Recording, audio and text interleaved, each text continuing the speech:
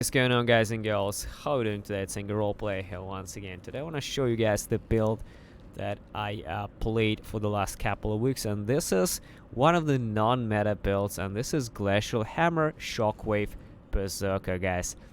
I call this build a one-punch man for a reason, because of the sound the build works and the sound the Glacial Hammer skill actually does. Paired with the Shockwave, it just packs in one massive fucking devastating punch, which really shatters the enemies and kills things in literally one blow. So I just want to demonstrate you guys how it looks. So it actually sounds like this. So we have basic understanding of the sound. Literally it works like this. So it's like one punch.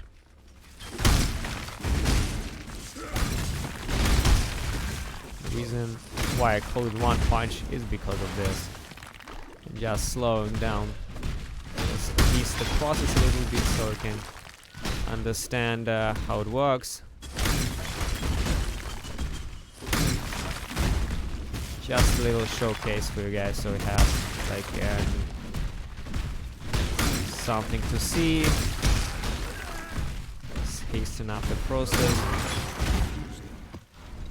So you can see the sounds are pretty retarded. It's like a big one punch that completely shatters, destroys, breaks, shatters everything to nothingness. First thing I want to explain why I decided to play Glacial Hammer. It's one of those skills that I personally never played, and I just wanted to try it if it's even viable for anything.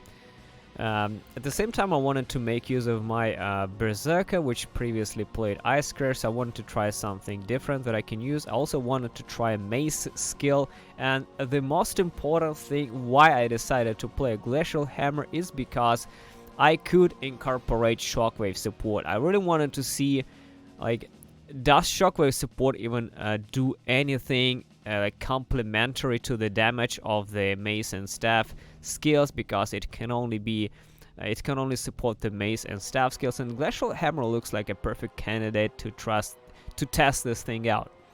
So at first, when I tried to play the build, I did like the sketch, and then I started playing it. I was pretty bamboozled at the absolute terror that Glacial Hammer is. And the terror was about the absolute lack of range, guys. It felt like truly melee skill. You know, comparing to all these crazy Cyclone builds that literally covers the whole screen, I literally needed to be face to face with the enemies to deliver some damage. Sometimes I could not even understand if I'm doing damage or not, if I'm hitting or not. And on top of that, there is an animation cancelling now, so if you're jumping or moving a little back and forth, the animation of the attack cancels and you literally do not hit. And it was a dramatic problem for me in some situations, because I just didn't hit something and I couldn't understand why. The accuracy like was almost 100%, but it just didn't hit, simply because the range was not there. Even though the skill at level 21 has +5 to melee range, it doesn't feel like it has any range at all, and even with ancestral call support, it still feels damn sloppy. It kind of feels okay, but the range is so small that it's incredibly hard to hit enemies reliably. And this Uber Elder fight, if you probably saw my Uber Elder fight for the Glacial Hammer, it was the most painful fight I've ever had in this game so far, I guess. And it was not about the damage. The damage numbers are very high in this build. I'm sitting on 6 million cheaper DPS in Path of Building, and this is the true DPS. It's not like it's crazy. It's under 50 rage stacks, but this is literally the only inflation that is available in Path of Building out there. The rest is all kind of very true. If you don't die, you get this rage stacks and you deliver the damage. So the biggest problem was not surviving Uber Elder or delivering the damage to Uber Elder. The biggest problem was hitting Uber Elder, because the range is so fucking small, it's so fucking close that you literally needed to be close, like nose to nose, face to face with Shaper and Elder to deliver damage. And it was only a part of the problem. The biggest part of the problem was to actually kill the propagators, which spawned the physical Degen pools and completely shitted the whole arena with the Degen, will make that literally unplayable in the end. And it was a big problem towards the end of the fight, because I literally had to jump to every single propagator. With the absence of this range, you have to face them exactly like face to face and try to hit them and kill them before they spawn the whole shit on the whole arena. That was very hard to do, and the fight really was the hardest of all. As for the general mapping and general bossing, it is a very strong setup, I would say. I had a lot of fun playing at it, and Uber Elder was literally the only place where I had start having some kind of problems, guys. The rest was not a problem. I killed all Shaper Guardians deathless on the first attempt. It was not a big deal at all, and the build has a lot of toughness. As you can see, the 7,000 plus life, and it can be easily achieved without any kind of insane investment. That's pretty standard gear, like nothing extraordinary, I would say, gear to reach 7,000 lives. So there's a lot of toughness in the build. They also Warcry, so like infinite flasking there. So the build is overall a very smooth all around, and probably one of the coolest and tankiest Berserker builds I've ever played so far. So for the pros of the build, I would say that it is all around a very good experience in general. It has decent clear speed, a lot of attack speed, decent mobility, fantastic toughness. The toughness is another dimension of Berserker, I would say, because it's very hard to get over 7,000 life without taking every fucking life node on the tree. So the toughness is very nice as the Berserker, which is the glass cannon literally class. The bossing damage is also really nice, and I had no problems destroying all bosses in the game except for the Uber Elder, like I mentioned previously. So these are definitely definite pros of the build. Another definite pro of the build is the skill kind of itself, because it has a high freeze and chill chance. Literally, when you freeze the enemy, you can permanently freeze them and phase the bosses. Literally in this kind of freeze state, you can phase the bosses because they can't do anything. I permanently froze Rigvelds in the Dark Forest, and he couldn't do shit to me at all, which is kind of a big deal, you know, and this is kind of a strong defensive thing as well. For the definite con of the build, I would say that the range is absolutely terrible. So if you are got used to playing these skills that cover the whole screen with damage with one single click, this is definitely not your type of skill, guys, because this skill requires a true melee experience face to face. And even with Ancestral Call, it's a bit annoying to actually like jump on every little pack out there to kill them, like literally manually killing these packs. You know, the AoE is just not good, and the melee range still needs to be improved on this skill, I believe, because it just doesn't feel extremely smooth at this point. So here we are in a path of building, guys. I will guide you through all the details. We'll start at the Marauder, and we'll be taking the Berserker Ascendancy for the massive attack speed and damage. We also go on crit, so it also will be very useful. Start here, take this juicy life nodes over here, and then transition to this life nodes over there. And here is where we actually stop and go to the right side of the tree, because right side of the tree is very important to take as early as possible. There are many juicy nodes like this. A melee attack range, which is very good for the Glacial Hammer, because like I explained, the range is terrible on the Glacial Hammer. So taking Master of the Arena, taking Bravery, taking Hour of Gladiator, taking the Juicy Dervish, taking the Golem's Blood, and then we're going to the right side over here to get Twin Terrors. Twin Terrors is probably the most important thing to get for any dual wielding crit build, because it gives you 75% crit chance while dual wielding. This is pretty much overall a very close to the Ice Crash Berserker build that I did. Like I said, the only difference between the Ice Crash and the Glacial Hammer is that Literal Ice Crash is AoE skill and Glacial Hammer is not AoE skill. And the another difference is that Ice Crash can use swords and Glacial Hammer can use only maces and staffs. That's it. Maces, I think axes too, no? Can I use axes? I think it can use. Yeah, only mace or a staff, so yeah. That's like the major difference. The rest is pretty much very close to the Ice Crash, the same Fist to Cold conversion, the same chance to freeze. The damage is even kind of identical almost. So that's about it. So the first thing is transition from here, guys, to the right side of the tree to get the Twin Taurus and grab the thick skin for the max life. Then take the Fangs of Frost. This is a super strong for any cold damage skill. This is gives it penetration and a lot of cold damage with attack skills. So then start getting this, which is dismembering. This is a lot of crit chance as well, and chance to maim enemies on critical strike with attacks. It's also very good. Now we are climbing all the way to the left to grab the global melee strike chance with disemboweling, as well as trying to get this juice on the devotion, and climbing all the way up to the galvanic hammer. This is new kind of revoked mace crit notes over there with penetration, a lot of accuracy, all kind of elemental damage. This is, we will be taking all of this, and this is like level 70, 80, we'll be getting this thing away. I have 11 trees over there, so you can check it out. It's all pretty straightforward over there. Then basically about level 80 something plus, stretch over and grab more jewel notes, like jewel notes, life, couple of this, couple of that. Don't forget that we'll be taking the melee damage and life over here. This is also very important to remember.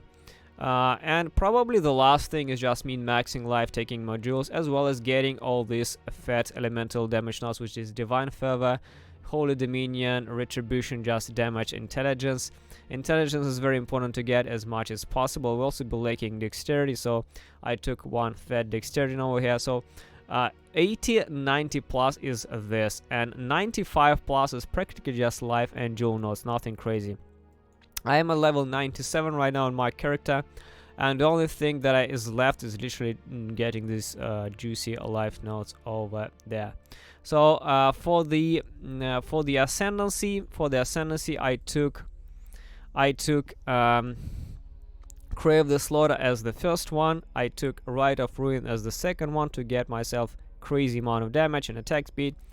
The third was Warbringer, and the fourth was Aspect of Carnage or Flawless Savagery. This is your endgame DPS, guys. To be honest, Aspect of Carnage is actually a kind of okay choice for this build. You can live because you have 7,000 life, pretty decent amount of armor, mitigation, and all kind of stuff. So Aspect of Carnage is probably a good choice for this build. The only place where I felt like I need more toughness is Uber Elder.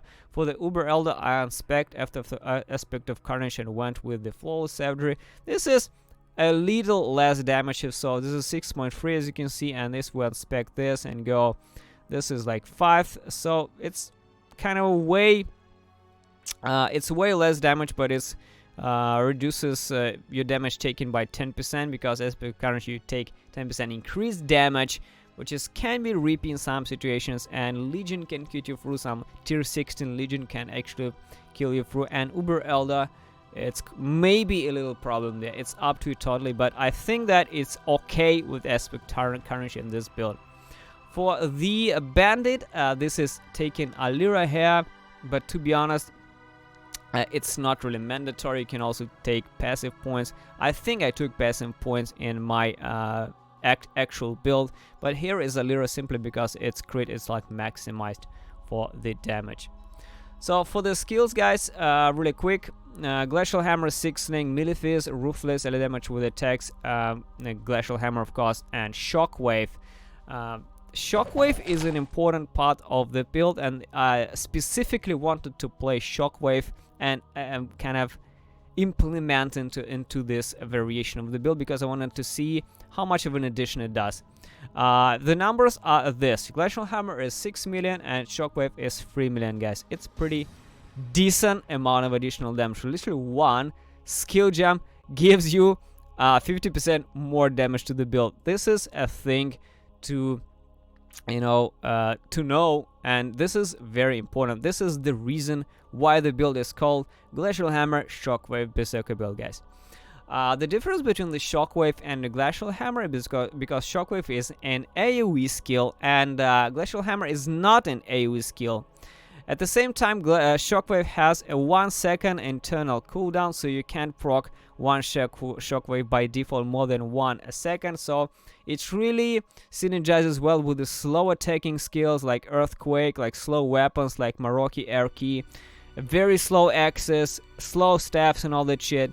And for this build, the synergy is not probably the best, simply because we have like 6 attacks per second. But to be honest, this 6 attacks per second, they do not happen that often. So most of the time you will be delivering like 3, maybe 4 attacks per second. So the synergy is kind of okay.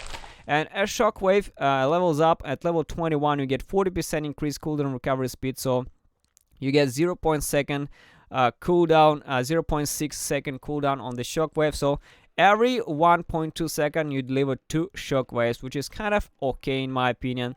It still delivers a decent amount of damage to the mace and staff skills, so I would personally recommend using it for maybe any mace or staff skill out there in the game right now. The Ancestral Call is there simply because I'm switching 45 with Ancestral Call for the bosses. Ancestral Call is for mapping, 45 is for bosses. For general mapping, my 45 is actually situated in the helm. With the where is it? Yeah, my 45 is situated here all the time with Leap Slam, faster attacks, and blood magic. And for Uber Elder, there's a little trick that I did. I dropped 45 and put it on the chest, of course, because I don't really care about Ancestral Call for the Uber Elder. But I put 20 level rage here on the Leap Slam to help me generate more rage. Because when I hit, I gain rage, and when I hit all these propagators and the portals and the void portals and all this shit, there's a lot of many like small monsters on skin that allow me to gain more rage during the fight, which is very important during the Uber Elder fight. So I dropped rage. I use rage instead of 45 on the Leap Slam in the Uber Elder fight. This is very important to have. This is my Falling Ancestral Protector Blood Rage multiple turns with Summon Lightning Golem. This is purely like bossing setup. Don't forget to pop your blood Rage once in a while.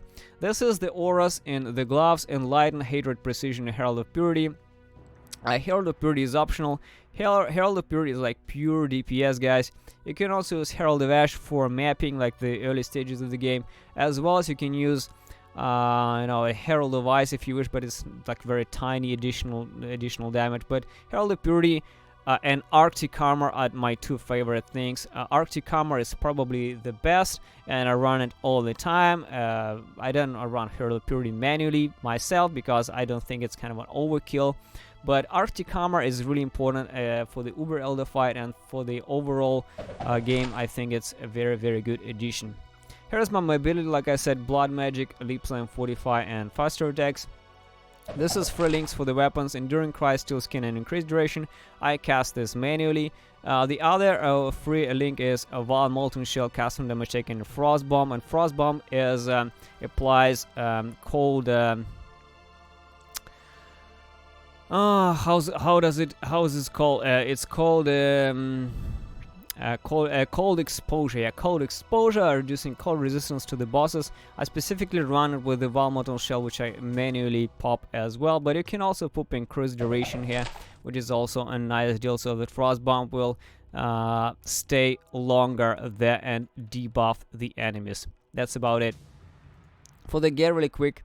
The weapon is Doriani's Catalyst, and this is the absolute GG like weapon for the endgame. It's probably the cheapest mace scepter that you can get for this build. This is a #1 weapon.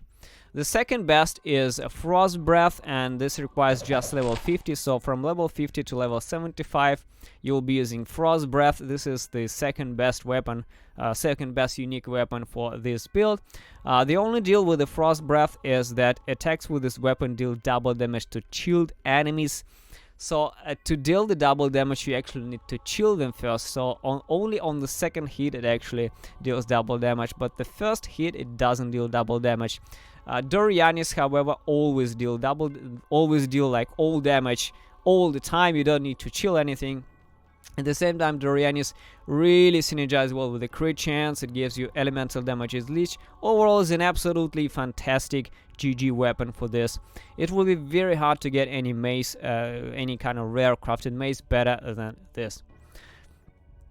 The helmet is nothing specific, it's just a rare helm with basically life resistance, and helm enchant as Glacial Hammer, fizz damage gain as extra cold damage, practically the same helm enchant as the Ice Crash one. The body armor is the main body armor with is the Elder chest with Astral Plate with the Maim, which crafted by fossils. And if your chest is an Elder chest, you can also try to get attacks have critical strike chance from 1 to 1.5%, which is also a great synergy with the crit build at the same time. For the gloves, I'm using a Scarm. I'm using a Scarm for literally any crit melee build, which has decent amount of accuracy. It also gives you Assassin's Mark on hit, which is extremely strong for the crit builds, guys. So I personally use this. This is my choice. The boots are nothing crazy, just standard 2-tone boots with life res and move speed. The best boot enchant is damage penetration, and the second best is added cold. The amulet is just a classic fizz global crit, ally damage, life amulet. I think I bought it for about like 2 exalt, so nothing crazy here. The rings are Mark of the Elder because it gives us flat fizz, it gives us life, it gives us a lot of attack damage if other ring is cheaper item. And I recommend you to buy just an absolutely generic cheaper ring with ally damage with attacks. So this is the one that I have here. This is why I get this juicy attack damage from the Mark of the Elder. The build is Perseverance. This is probably one of my favorite melee belts in the game, with the second best being the Belt of the Deceiver, of course, but Perseverance is pretty retarded because it gives you Onslaught while you have Fortify, and since you will be using Fortify for bosses, you will always have Onslaught, like 100% Onslaught. It gives you also attack damage based on your lowest armor and evasion ring, so you're getting attack damage on top of it, as well as life and cold resistance, which is literally like the best build for the Uber Elder fight. Cold res, life, attack damage, onslaught, all things that you need for the Uber Elder fight. That's about it.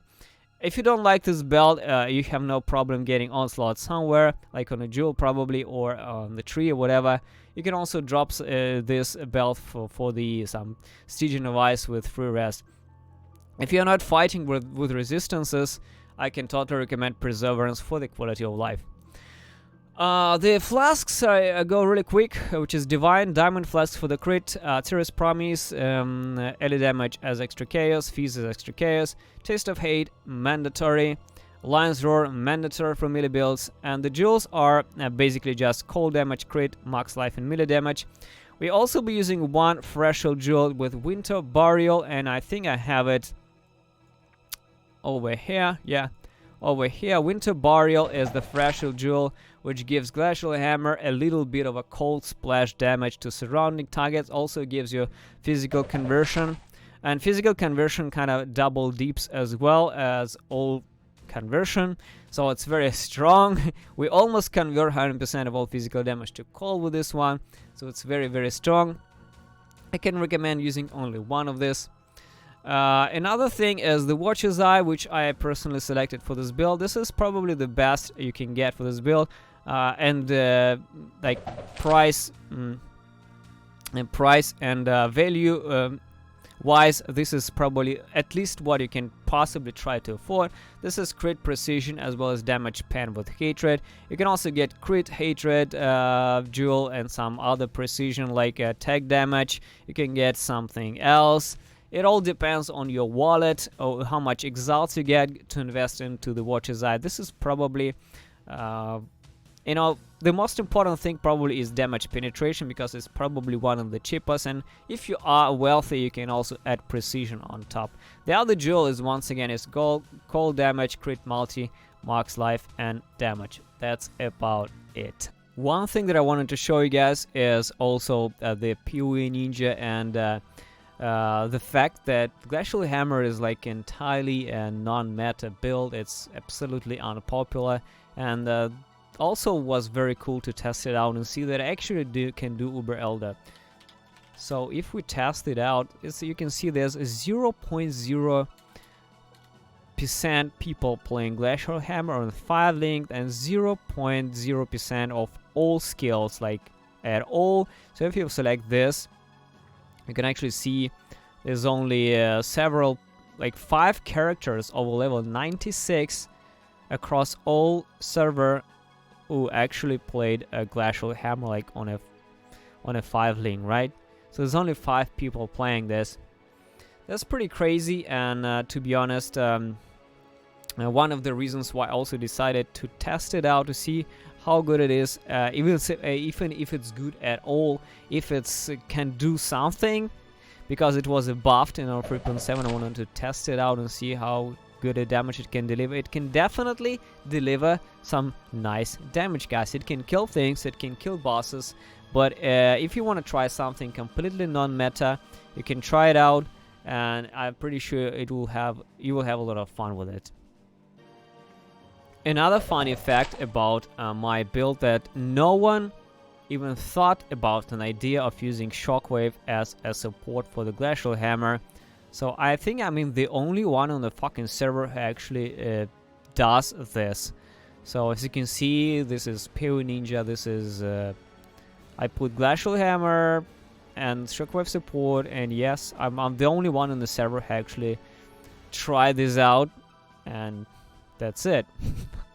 Fucking non-meta, boys. Last thing that I want to say, guys, is I to thank you for watching the build guide. I really hope you enjoyed watching this and reading on the Path of Exile forums. If you want to try something unorthodox, something unique, something interesting, something pretty damn strong, something pretty damn tough as a Berserker, you can try this skill out, which is Glacial Hammer and Shockwave support. This is definitely not the craziest melee experience, simply because how face-to-face action it is, but this is actually the true melee. This is how it should be. You should be in the melee range and not blowing things from another screen with your melee skills. This is not fucking melee. This is fucking melee, guys. This is how it should be played. So thanks for watching, guys. Hope you enjoyed the video. See you soon in the next videos. Take care. And now Hydra dies over there. Pop. First of all, I would like to thank you very much for watching the video. Your likes and dislikes, especially as they push me forward even more. If you want to see more content, please consider subscribing to the channel. I do daily uploads of role-playing content, be it builds, guides, let's play, stream highlights, and upcoming RPG games. Also, don't forget to follow my Twitch stream to catch me live in action. I do stream daily on working days. I'm a full-time YouTube content creator and a Twitch streamer too, so if you want to support me, you can do it either from Twitch or by PayPal directly from my website angryroleplayer.com. Join my Discord channel too for a place to discuss RPG things offline, as well as follow my Twitter to be notified on any new content. If you want to get extra information like sneak peeks into upcoming videos, plans, different behind-the-scenes footage, you can also join the Unholy Army on Patreon as well, guys. Thank you very much once again for watching, listening to all this. See you soon.